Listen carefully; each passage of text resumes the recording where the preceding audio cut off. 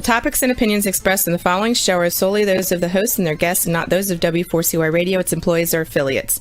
We make no recommendations or endorsements for radio show programs, services, or products mentioned on air or on our web. No liability, explicit or implied, shall be extended to W4CY Radio or its employees or affiliates. Any questions or comments should be directed to those show hosts. Thank you for choosing W4CY Radio.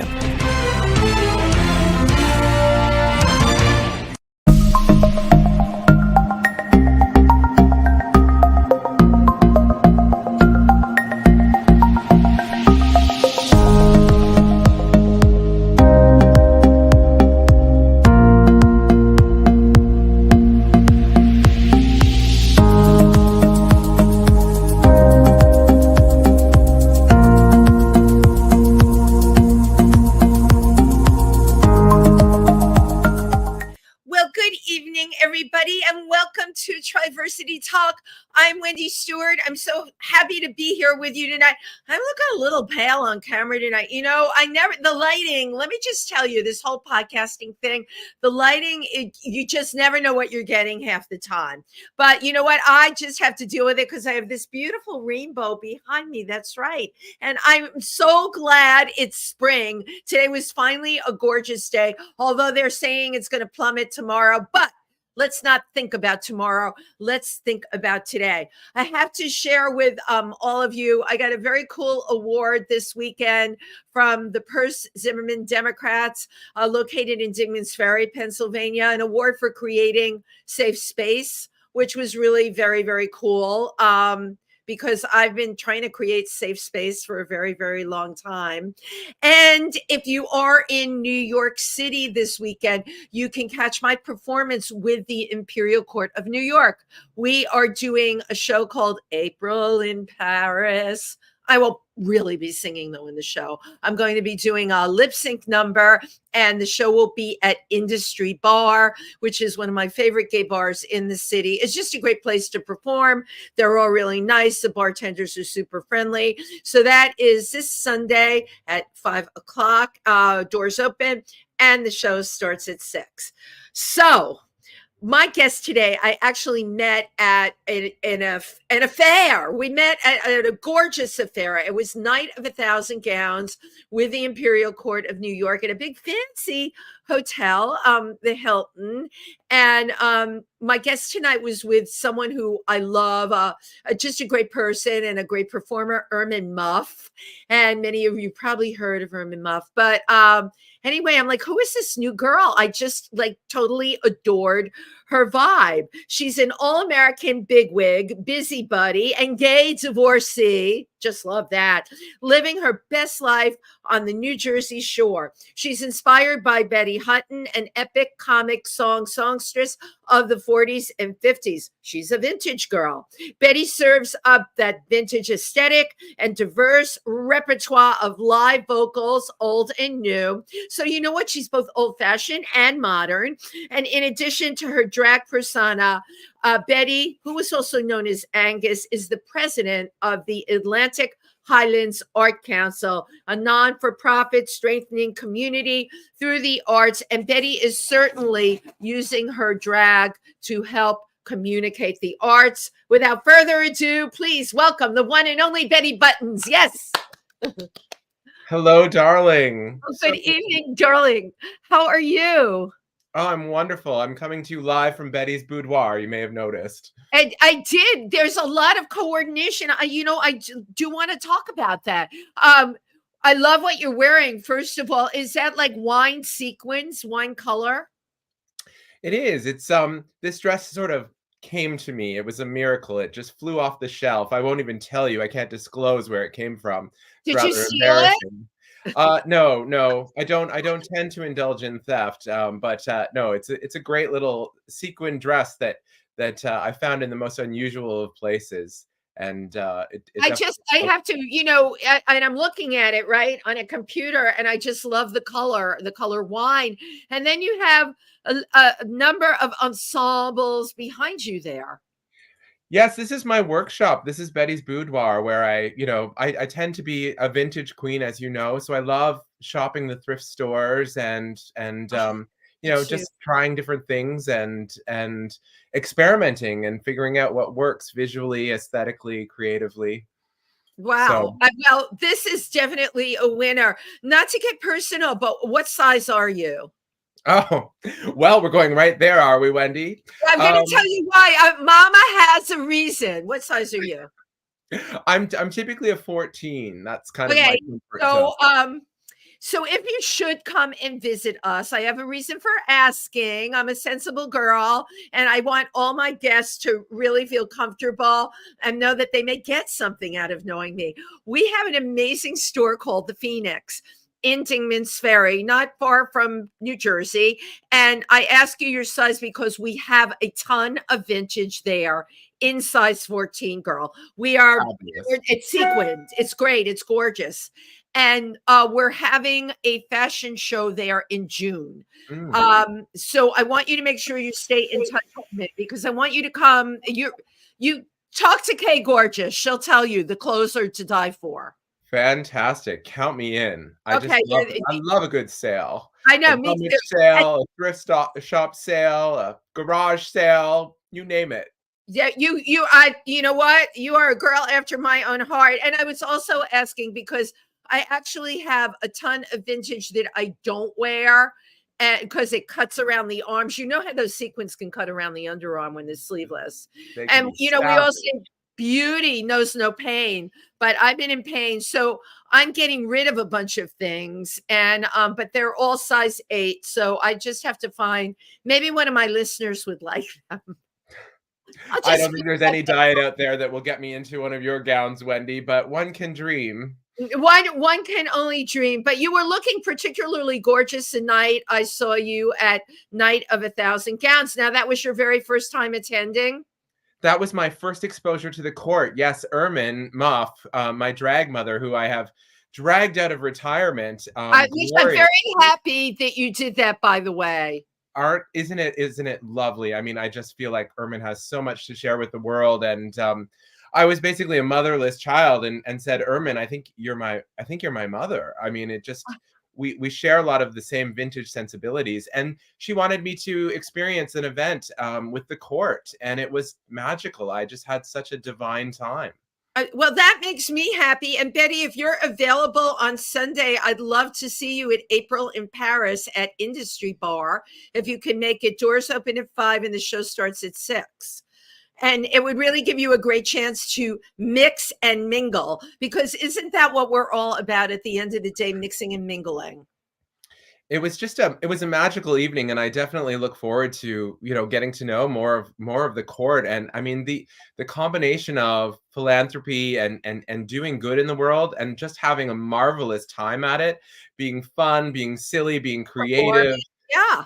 Getting in touch with your inner child, making friends, just loving life while actually helping the world. It's just a beautiful concept. Right. Isn't that great? Don't we wish more people would follow it? But that's why we're here to do what it is that we do. Now, how long have you been performing drag for?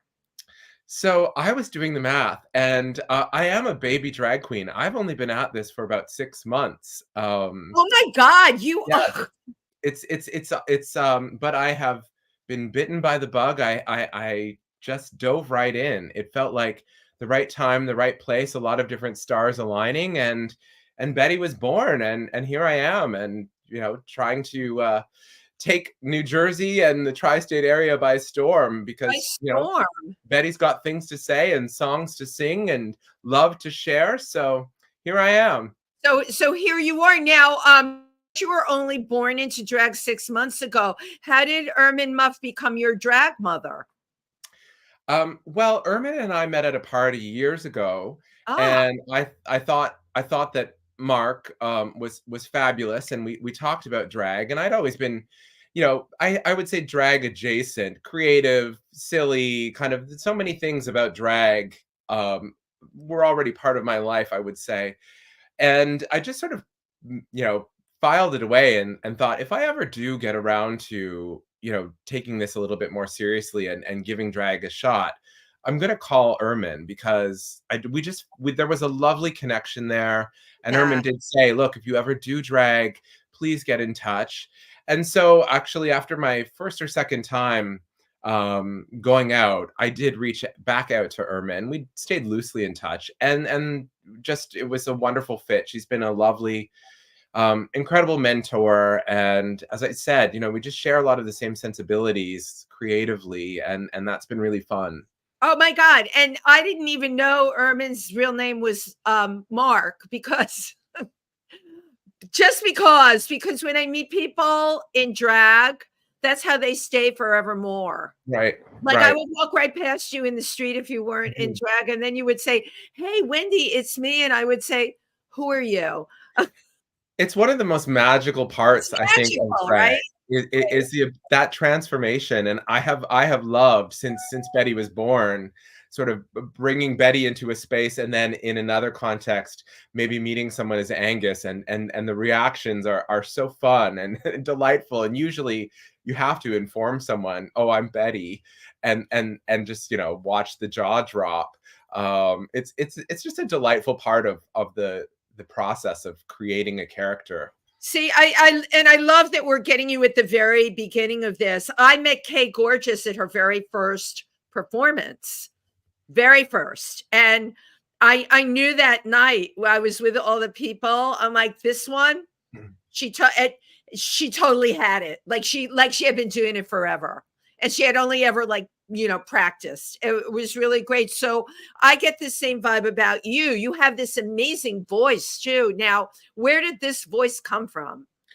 Oh, thank you, darling. First, let me just give a shout out to Kay. I mean, I'm such a fangirl. And Kay was one of the queens that I met sort of, I think maybe the second time I went out in drag, and was so wonderfully warm and welcoming and supportive, and is just truly one of the most talented queens I've encountered. So unique. And funny. She's really so funny. She does funny moves, and we did an outside event, and she climbed a tree, and I'm like, I've never in my life seen it. She uses the fact that she's athletic. She does. Yes. She makes me ache with laughter, and I know. So funny.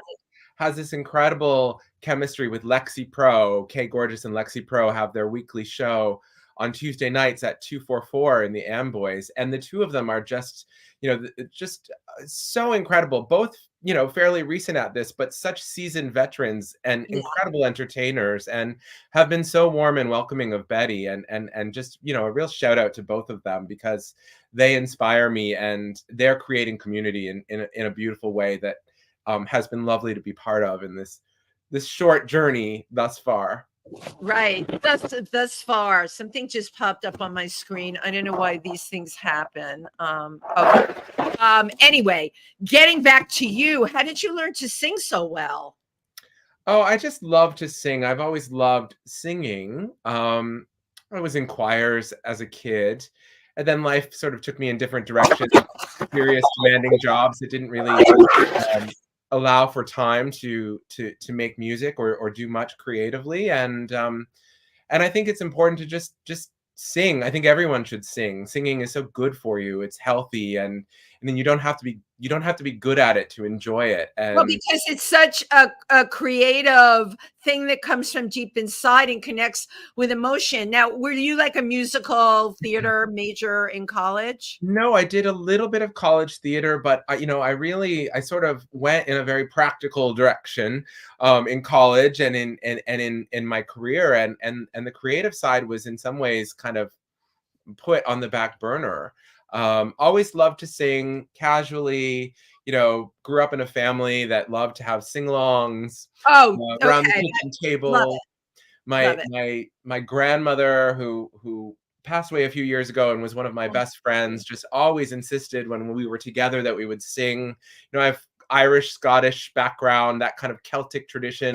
Same as mine. Just, singing for the love of it, for sharing stories, for sharing a laugh, having a drink, and enjoying music. And so it's always been part of me, but this has been really exciting to sort of bring that onto a stage and to be performing, and realizing that for me as a drag queen, that's a big component of what I have to offer is live vocals and introducing often a younger audience to to older material that they may not know, and that's quite a magical thing as well. Well, yeah, because that, like, your whole persona, your character is the whole vintage thing.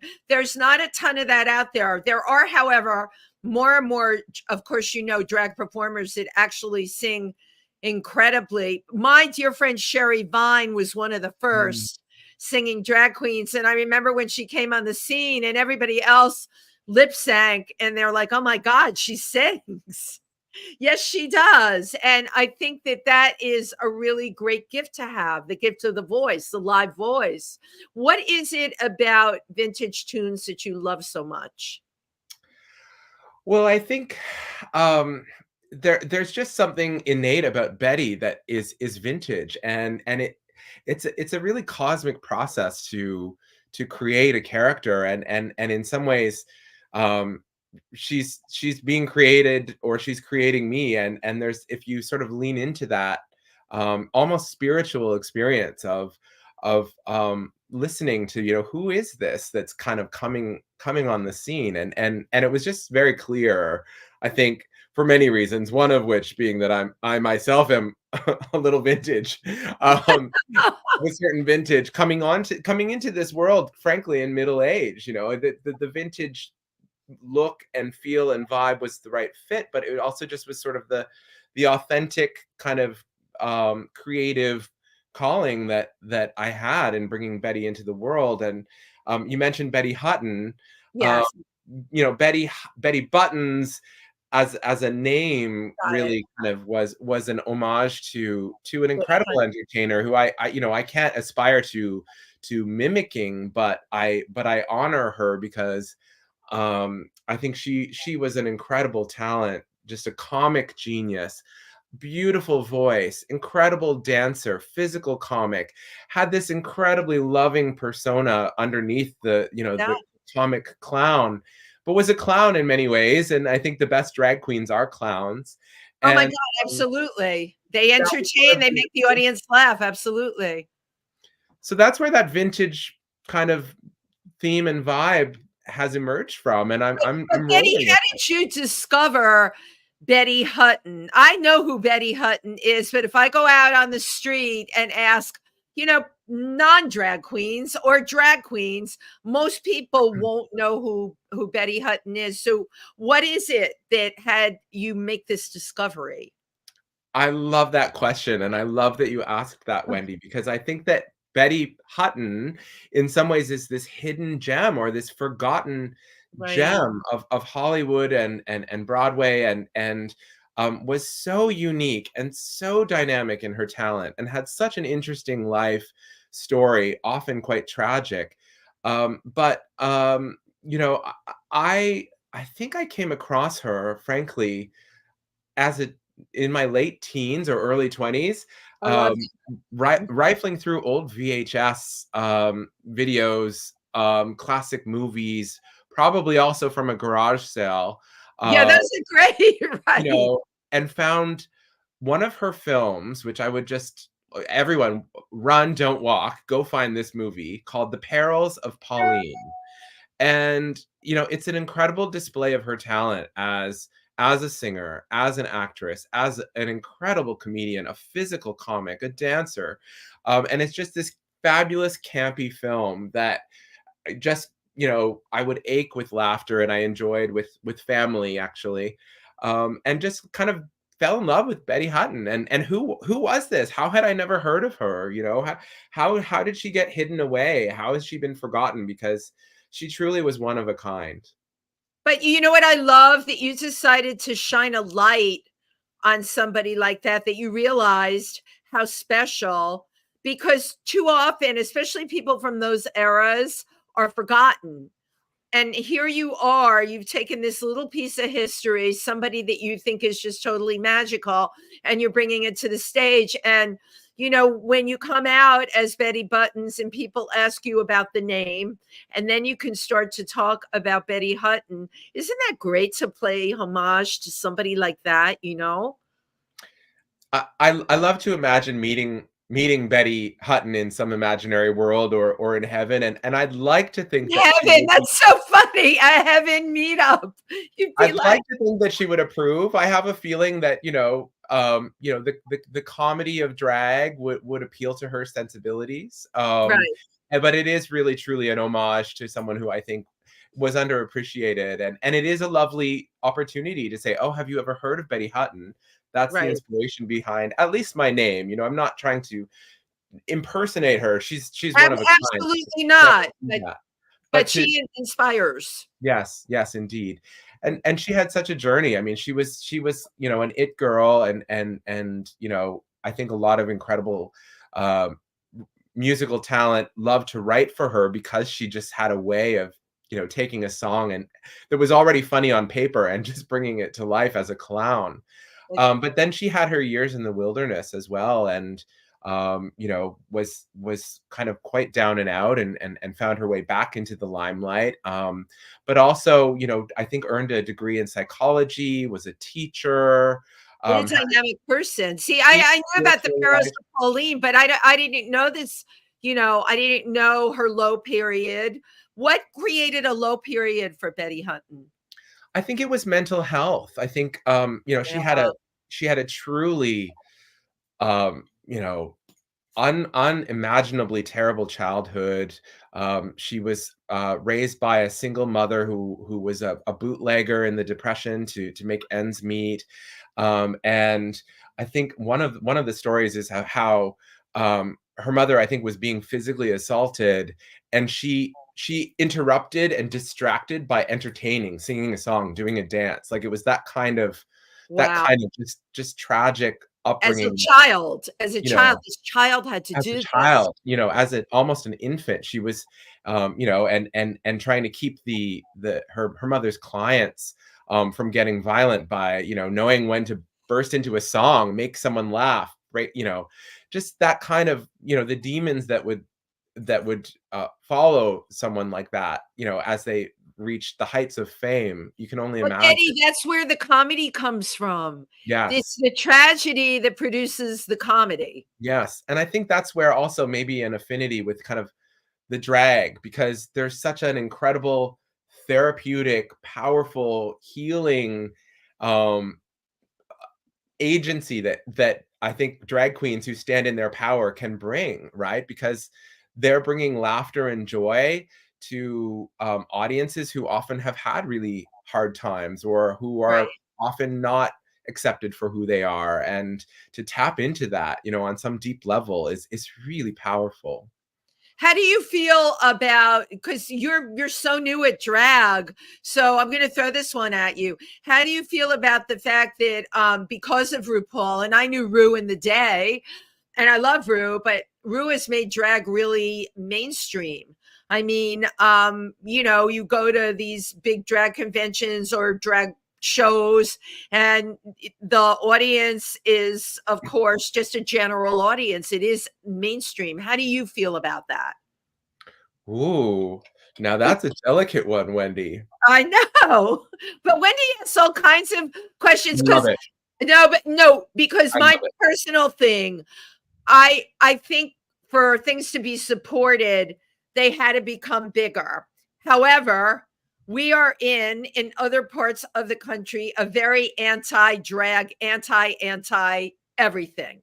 Okay, so now how do we deal with this when it's become mainstream, right? Yes. That in straight bars, they're loving RuPaul's Drag Race. Yes. Yeah. How do we deal with this now? Is it good So that it's mainstream? I absolutely. I mean, it's so complex, and with so much It's respect to complex. Mama Ru for lifting up drag as an art form, and launching careers and creating financial opportunities, I think probably for a lot of queens. And doing something really interesting. But I think it's what I've loved in my hot minute as a drag queen, but hopefully it will be a long career, because I love it, and I'm so enjoying the experience of sharing Betty with audiences. Is that there's something so much more profound and political and creative that exists at the community level, that is very different from, as you said, straight folks watching an incredibly well-produced television program, right? That's Right. disconnected from that community Right. sometimes. And I think we need both, frankly. You know, there's been I a lot completely of kind of mainstreaming and making drag perhaps better understood in some ways by larger parts of the population in ways that maybe helps create more safe space for that important community drag that needs to continue and is quite different. Right. I mean, for me, it's really all about that community element, but the politics of it are also really concerning, and I think that's what got me off the bench after contemplating, maybe I should give drag a try. It's really the changing climate politically and this There you pushback go. against drag queens that I Right. thought that's it. I can't sit on the sidelines. It's Right. time to put on a wig and heels and learn how to paint face and That's get right. out there. And that really has been a huge motivation for me to do this. And I one think we're thing, lucky that we're in the part of a country, right, where we're okay. We're not worried about going to a gig or, being our authentic selves, right? New York and New Jersey. There's some parts of Pennsylvania that I would not venture into as a drag queen, but the Northeast in general is more of a safe space than other places where they're actually attempting to take drag and ban it. And I don't have to tell you about the drag story hour bannings. That seems to have died down. I don't even know what's up with that, but the banning of drag story hour seems to have died down, or it's not in the news as much either because I follow all of that. So I don't know well, what that is. I mean, I think a lot of the attempts through legislation Yeah. to eliminate drag queens are just not possible to hold up in law. It's just not constitutional. But it Right. is alarming that there are many jurisdictions in this country where it's not possible to do what we do in New Jersey or New York or No, Pennsylvania. that this is the And God's honest truth, and right? it's the kind of thing that keeps me up at night thinking about the fact that that's such a convenient way for conservatives to scapegoat, to distract, to get people angry about stuff But that that's what it actually is. is It's a diversion scapegoat. from, It's a distraction, from right? their many flaws and from their many shortcomings that they're Right. not willing to account for, and pitting one group of people who are marginalized and oppressed against another group. Absolutely. It's the oldest playbook, unfortunately, Yeah, and we see yeah. it. And we have to stand up. And yes, we're lucky that we live in a part of the country where we have some degree of safety and comfort, but we then actually owe it to our sisters and brothers in other places in this country and elsewhere in the world that don't have that security to speak up. And one thing I'm really excited about is that Betty will be hosting a sign making party Yeah. on May 7th at Paradise nightclub in Asbury Park. Oh, I As know part where of paradise is. Oh, fabulous. Yes, because Asbury Park has declared May 7th Day of Drag Visibility. And this is the second annual Day of Drag Visibility in Asbury Park. And this was something that activists brought to the city council saying, look, we're lucky that we live in this town that celebrates diversity, but we need to take a stand and offer Right. solidarity and support to others who don't have that safety and security, and to really celebrate that visibility. So I hope people will come and make signs with Betty, and then we're going to drag the boards. We're going to walk the boardwalk and just really celebrate that we're here, we're queer, we're drag queens. We are an important part of the community. We make space for people to feel safe to be themselves, to express themselves. And we want that to be the case everywhere in this country and in the world. Absolutely. And this is on May 7th at This is on Club May 7th at Paradise. Paradise. Yes, yes. Oh, hey, totally fabulous. How did I not know this? Unless I get so many emails. Maybe I did know this and I didn't mark it down because I'm not in Asbury Park, although I know a ton of people down there that are. And have you been performing in Asbury Park? Are you going to perform to there?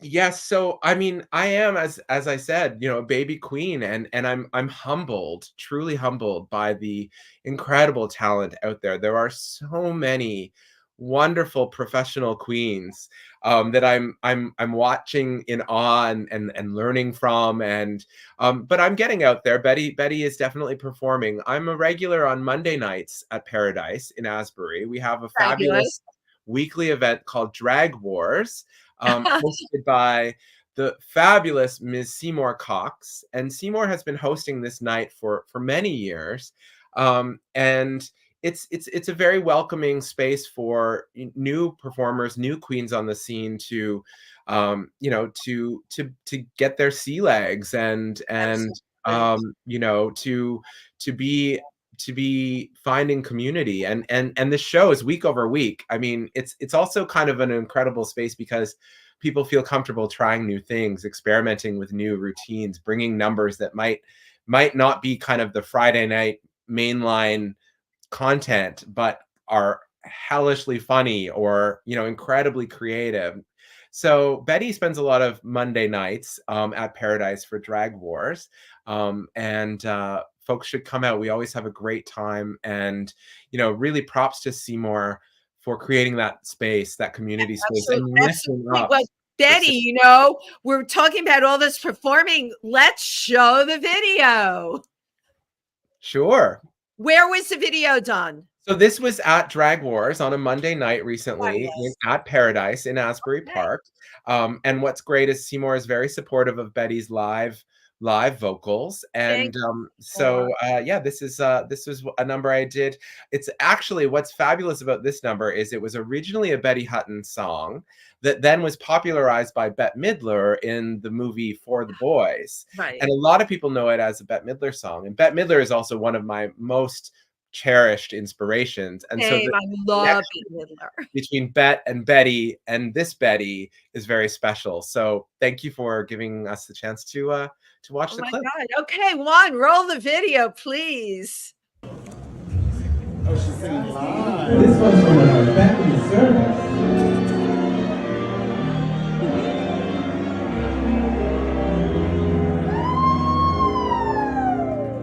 I was alone on a shelf in a world by myself.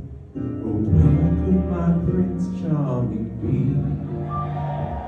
When a man came along, made my life like a song, and taught me these words of ecstasy tenderly. I want some hugging and some squeezing and some mugging and some teasing and some stuff like that there. I want some petting and some spooning and some happy honeymooning and some stuff like that there. I used to think that love was just a butter up in messy cabbage. Now my attitude is only lovey-dovey. Baby, you've done it. I want some kissing and some hoping and some missing and some hoping and some stuff like that there. I want some weeping and some chasing and some leaping and some pacing and some stuff like that there. When I get a certain feeling, I confess it. There's really only one expression to express it. I want some hugging, squeezing, mugging, and cheesing, and some stuff like that there.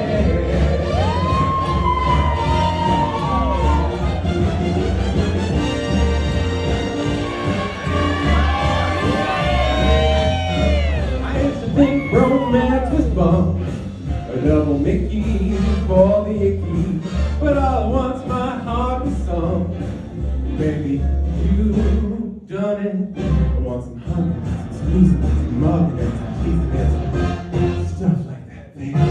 I want some weeping and some chasing and some leaping and some pacing and some stuff like that there. But when I get a certain feeling, I confess it.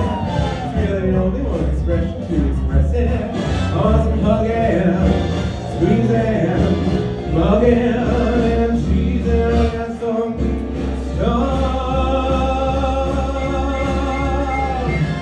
stuff like that there.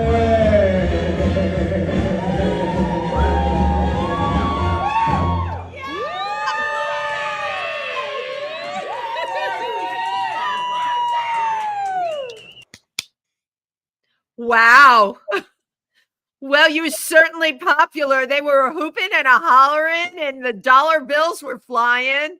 Great song for you. It's a really fun number. And there's just so much more in the Betty Hutton vault that I'm looking forward to bringing out and sharing with people. So many wonderful gems. Well, I think there's so many wonderful gems, and what you're doing is you're setting yourself apart from everybody else, which, you know what? You know the song, You Gotta Have a Gimmick. This Yeah, is yours, you know? right, right. You've got to find your lane, but it has to be sincere and authentic for it to work. Right, exactly. But you got it all going on. I love the hair and the dress, and you definitely have got to come to this fashion show that we're doing. It's a gender bender fashion show. I produce it, and we'll be in touch because there's going to be a ton of clothes there that will really suit you. And let's face it, we girls always need to expand our wardrobes, especially with vintage. That's So right. you have, combined like the fact that you are doing all this great drag, and you're also the president of the Atlantic Highlands Art Council. Yes, yes. I'm super passionate about this wonderful organization that I have the honor of being the president of, Atlantic Highlands Arts. I moved to Atlantic Highlands during the pandemic. Actually, I was married at the time, so the gay divorcee part of the Betty bio is true to form, and the emergence of Betty as a drag queen is, as many drag queens will say, in some ways part of my recovery from the painful end of a relationship. Right. And moved to this town, having been in Manhattan and Brooklyn for many years before that. Not certain what to expect, and I really didn't know the area. Oh, it's beautiful. It's a beautiful area.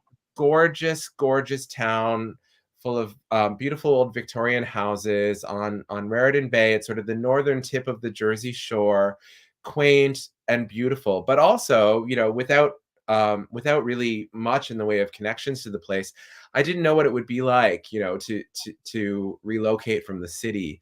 But I saw that there was this arts council, really dynamic, seemingly from the outside looking in, community that has this beautiful storefront gallery on the main street of our town. And I thought, okay, well, I'll find my tribe in this place. If they've got this Absolutely. kind of a dynamic little arts community for a borough of 4,000 or 5,000 people, it's really noteworthy. And sure enough, I found my place there. And fast forward, now I'm the president and just really proudly promoting it as a very important creative heartbeat for our small town, that strengthens our community through the arts in a lot of really interesting ways and I increasingly think more it's diverse terrific ways. that you're doing this. So this is a non-for-profit, all volunteer. It's entirely volunteer run. And also that's, really inspiring to me that there are so many different heavy lifters who are so committed to Yeah. having a space that brings creatives together, that lifts up art in so many different varieties. But it takes a lot of work for us to, raise the money to keep the space open, our beautiful gallery space, and run our programming, trying to be as inclusive as possible. My mission is to really try to ensure that we're bringing diversity and including and lifting up, a diverse range of different artists, Absolutely. and partnering with different community groups. And it's truly a magical, wonderful thing. And it's been also this platform for Betty, that has been just delightful and truly humbling. The support and the warm response when I brought Betty into the world. We've now had 2 sold out shows in the gallery space, drag shows. I was gonna ask about that. Yeah, I was just blown away by the community response. I thought, why don't we give this a shot? So we did a Valentine's Day we called it a Valentine's spectacle, sort of a cabaret show about, the exhilarating highs, the humiliating lows of love. And I sang a bunch of different love songs, or songs that people might not think of as love songs, that had some romantic meaning for me and for Betty. And we had people lined up around the door. We sold out. There was a little bit of anxiety, I think, on my part and on the part of some of my board and volunteers around us being so public about bringing drag into the Well, community. very blatant about bringing drag in, but here we go again. Can drag be mainstreamed? Yes, yes, it can. I mean, I'm Yeah. sure your audience was diverse. It They came was to see, diverse. And a right. lot of people were experiencing their first drag show. And Oh, that's Betty's variety amazing. of drag is very different from, say, what you might experience at a bar on a Friday night. But Right. I think it's really thrilling to be bringing drag to new audiences and welcoming them in and realizing it's a big tent. There's space for everyone. Well, And in exactly. There's absolutely space for everyone. Yeah. Yeah, there and is. I think drag at its best makes everyone feel, you know, more comfortable to be their more authentic self, to let their light shine, to bring people out and lift them up and give them joy and laughter and let their freak flag fly, so to speak, is part of the magic. So you're having colors of coverage. Colors of Of Courage. courage. Yes. May Yes. 18th through June 20th. What's that about? You have a poster for that. Yes, we do. Want I think to see the poster? Here comes the poster. It's coming. I can feel it. so. This is hot off the press.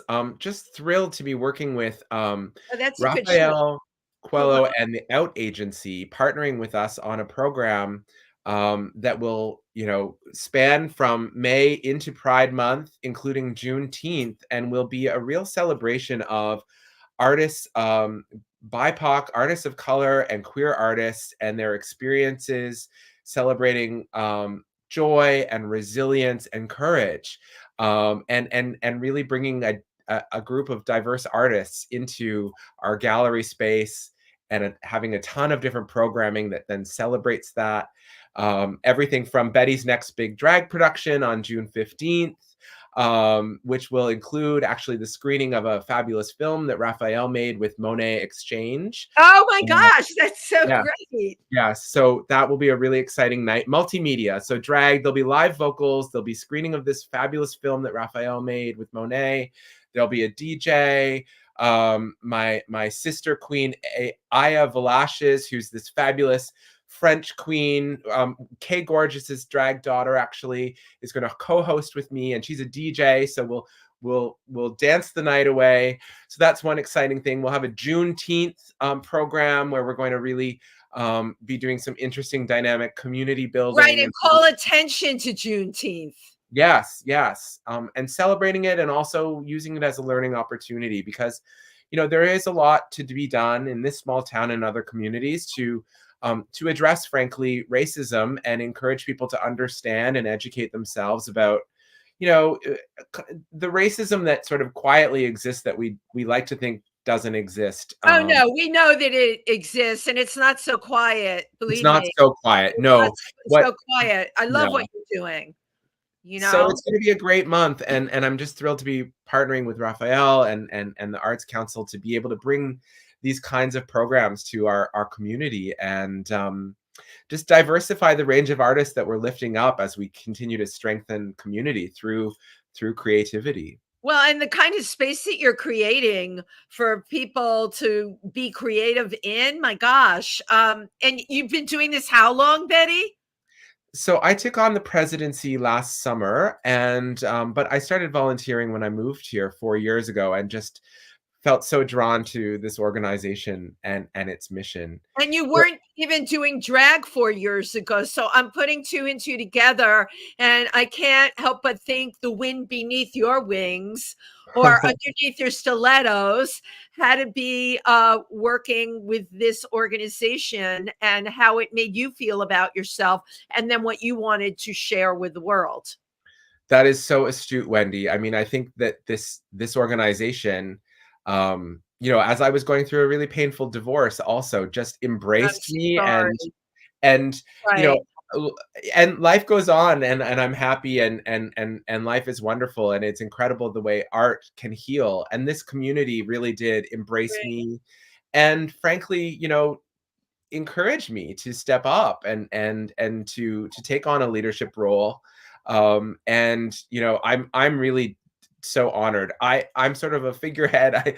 I have other irons in the fire and a demanding day job, but I do really feel like I'm in the right place at the right time, helping. Well, you're so passionate as you talk about it. I can tell that this is everything, and I love what you're doing with it, and I love how you're affecting the town that you're in and the people that get involved. You're making a huge difference because of this, which is great. And keep giving those drag shows there. Are you all doing like sip and paints? I think those are the I mean, best. we do a wide variety of programs. I mean, Tell me some of the programs you're doing. Yeah, so one of the things that I'm really proud of is that we run free kids programming every summer. So we're gearing up to do several weeks of free programming, arts programming for kids. Again, trying to make sure that we're offering inclusive, accessible opportunities. We do classes. We also are the sponsor of an annual film festival in Atlantic Highlands called Film One Fest. Wow. And it's short films, 1 to 3 minutes. It started as just 1-minute films, and we're a little bit flexible, but they're short films from all around the world. Right. Every July in the harbor in our town, we have this wonderful night under the stars where we take in, hundreds of beautiful short films from around the world. And so that's a big anchor of the work of the Arts Council. I think that's absolutely brilliant to offer something like that. We're having an event on April 27th, actually at the cinema in our town, Smod Castle Cinemas, which is owned by Kevin Smith, who grew up in this area and bought the movie theater that was struggling to stay afloat and has brought all kinds of interesting programming. They're hosting us for a night of the best of Film One Fest because we've got 15 years of incredible material. We're going to go down memory lane and show some of the best short films that we've featured. The best shorts. Wow. Wild, Weird, Wacky, and Wonderful is the title of the night. So April 27th, if anyone wants to come down to Atlantic Highlands, we're going to have a great time. I totally love what's going on there. And we only have a minute left. Oh my God, Betty, where did the time go? Oh, I had a ball with you, Wendy. Thank you so much for having me. At you, sister. What do you want to tell everybody out there in your last minute? Oh, just be true to yourself. It's never too late. Right. Let your light shine, and spread love and joy in the world. We need it. Right. And I'm right there with you. I want to thank you so much for everything that you shared here tonight. I learned a ton load about you, and I have I'm going to separately contact you because I have a organization in New Jersey that you did partners that you would be able to really do incredible stuff with. That's what it's all about, right? All of us coming together and working with each other. Well, Betty, continue being fabulous. All right. Wendy, love you. Doing your Monday nights, but I also want to see you like in other places in Jersey with Kay Gorgeous, and maybe you can get a little closer to Milford, Pennsylvania. We are due to do some more stuff there, and upstate New York. All of our drag queens work the tri-state area. Fabulous. Count me in. Count you in. Thank you for being on the show. And thank you for everybody who tuned in tonight. See you next week. Bye-bye.